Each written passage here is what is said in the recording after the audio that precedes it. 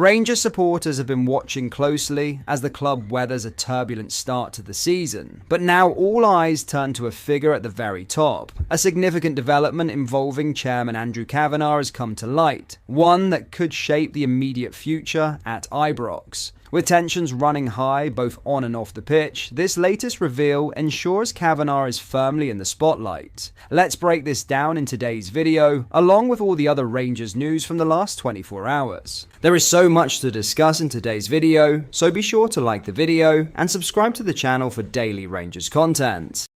But first, Rangers will attack the Europa League after the relief of a much-needed win over Hibernian, says head coach Russell Martin. The under fire side won their first game in 6 in Saturday's Premier Sports Cup quarter-final at Ibrox, with Martin taking solace in the win rather than joy. After a tumultuous start to the season, fans held protests against the club's new ownership group at the weekend, and have called for the head coach to be removed as his team languish 11th in the Scottish Premiership. But on the eve of their Europa League opener against Genk and Glasgow on Thursday, he said, "We can build and go again now and improve. That's the process we have to embark on," he said. "We have to get better, we have to win more games, and hopefully Saturday was the start of something for us."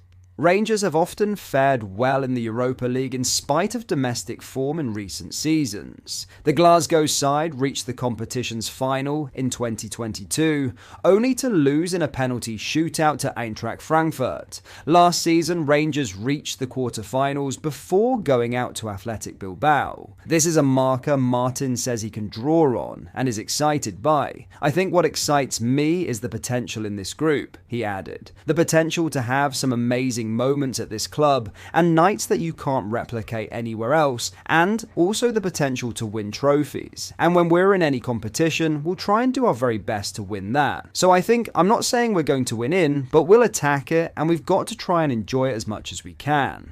Despite the continued fan unrest, Martin was keen to emphasise his desire for everyone associated with the club to use Saturday's win as a point to build momentum from. "We have to strive for that now, to build momentum and energy, consistency," he said. "I said to you from day one, this club and this team can be so powerful when we have that belief and we have some confidence in the group, and Saturday definitely helped that. It's about trying to build some momentum because I think we can be really powerful when we have that." Now, in a huge Andrew Kavanagh reveal, Rangers chairman Andrew Kavanagh will take in the Europa League clash with Genk tonight before bringing the curtain down on his week-long stint in Glasgow. RFC News revealed earlier this month that Kavanagh was set to return to Scotland for the Premier Sports Cup fixture with Hibernian on Saturday. The pre-planned visit came amid growing pressure on under-fire head coach Russell Martin and Patrick Stewart, the chief executive officer, following a disastrous start to the new campaign. We reported that the American had given his full backing to Martin in the aftermath of the defeat to Hearts that left Rangers 9 points off the pace in the Premiership.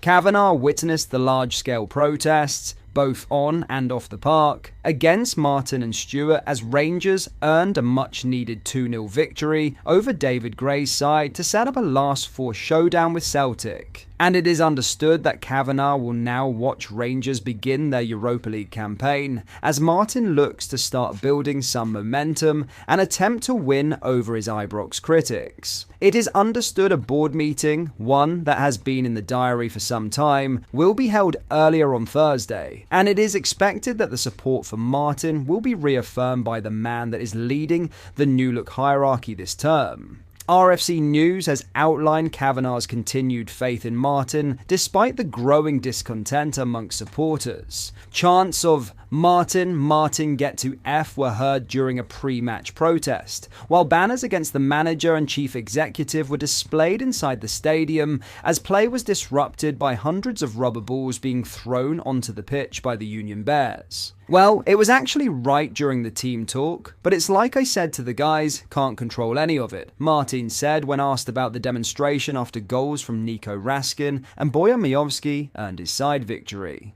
And also a bit of perspective, like I said yesterday in the press conference about some family stuff this week. It's been really difficult, so it puts it in perspective.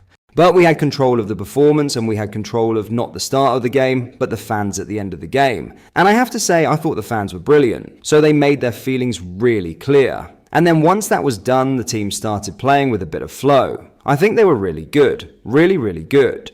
So I have to thank them for that. But it's not about, honestly, this football club becomes about one person really quickly. I think you're probably at both clubs here. It's just not. It's about so many people, the staff, the players. It's become about me, not by my choice. So now hopefully it will become more and more about the team if we put in performances like that. In other news, Kavanaugh's Rangers career is beginning to gather real momentum following his summer move from Luton Town. The 23-year-old has started to showcase the qualities that convinced the Ibrox club to spend £3.5 million on him, most recently catching the eye in the Premier Sports Cup quarter-final against Hibernian on the 20th of September. Rangers ran out 2-0 winners on the night, and Arsgaard's influence was clear. His confidence had already been boosted earlier in the month when he struck 4 times for Norway in their emphatic 11-1 demolition of Moldova on the 9th of September. But it hasn't all been smooth sailing. An untimely injury before the season even began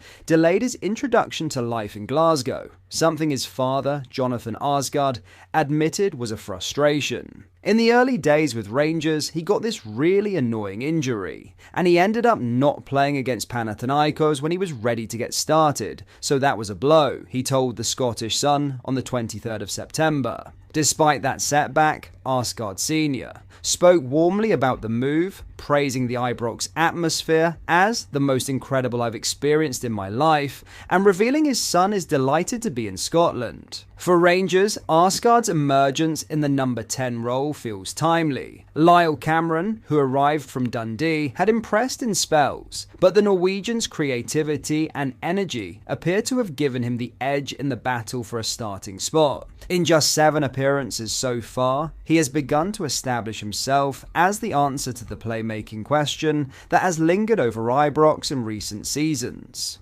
There were other positives in the win over Hibs too. Nicholas Raskin returned to the starting 11 and marked his comeback with a goal, deployed in the deeper number 6 role that Russell Martin has often been hesitant to use him in. That shift could also help Mohamed Diomande rediscover his best form, after he too had been affected by Raskin's struggles earlier this season. Rangers' poor start, their worst league opening since 1978, has cast a shadow over Martin's tenure so far. But the prospect of a midfield trio built around Raskin, Diomande, and Arsgaard offers genuine hope of stability and balance.